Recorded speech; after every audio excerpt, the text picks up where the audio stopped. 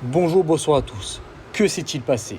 Une femme, disparue donc depuis ce samedi 16 août, a été retrouvée dans un appartement à Saint-Ouen, en Seine-Saint-Denis. Cependant, ce qui était initialement considéré comme une simple affaire de disparition s'est avéré être une grosse affaire mêlant séquestration et détention de produits stupéfiants. D'après une source policière à CNews, les faits ont débuté ce dimanche 17 août au matin. En effet, une femme a pris attache avec les policiers du commissariat de Saint-Ouen, leur signalant la disparition de son amie depuis la veille. Au téléphone, l'ami de la victime a déclaré aux agents que cette dernière serait séquestrée. Aucune adresse n'a toutefois été communiquée aux policiers.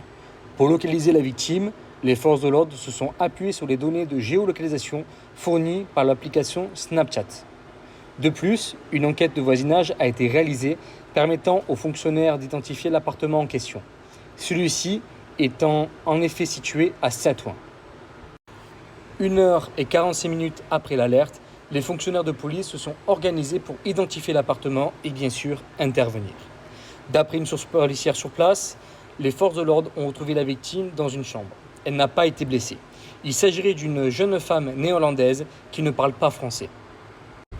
Aux policiers, la victime a expliqué en anglais avoir fait connaissance de plusieurs personnes dans un magasin.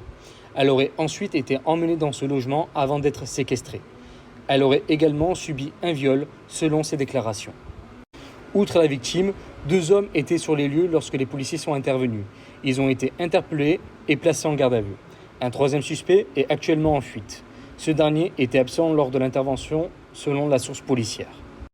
Plus encore, une perquisition a été menée dans cet appartement. Plusieurs cartons de médicaments ont été saisis. Dans les cartons, apparemment, ils auraient trouvé près de 2000 plaquettes de 14 cachets de Lyrica. Ce serait un antipyrétique chimique apparenté à une substance présente dans le cerveau, selon le site donc, de référence des produits de santé Vidal. Les policiers ont également retrouvé une centaine de plaquettes de 14 cachets de prégabaline, un médicament utilisé principalement pour traiter les douleurs neuropathiques et les crises d'épilepsie partielles. D'après la source policière, la valeur marchande de ces médicaments est estimée à environ 80 000 € à la revente. Une enquête de police a été ouverte. Elle a été confiée au service de l'accueil et de l'investigation de proximité de Saint-Ouen. Donc pour le moment, on n'a pas plus d'informations parce que c'est vraiment arrivé donc très récemment. J'espère qu'en tout cas, ils pourront retrouver la 3e personne donc, qui est en fuite et bien sûr les mettre en prison. Mais bon, vous savez qu'aujourd'hui, mettre en prison des gens, c'est pas si facile que ça. Il y a une surpopulation carcérale, sans compter qu'on va dire les 20% des juges sont des juges de gauche, donc vous me comprenez. Donc voilà, j'espère que la fille en tout cas pourra s'en remettre. Mais oui, quand vous croisez des gens, n'allez pas chez eux si vous ne les connaissez pas. Alors bien sûr, c'est pas sa faute, je ne dis pas ça. Mais il y a un peu du jugeote, faites très attention. Surtout quand vous connaissez personne dans la ville ou dans le village et que ces gens, vous ne les connaissez pas.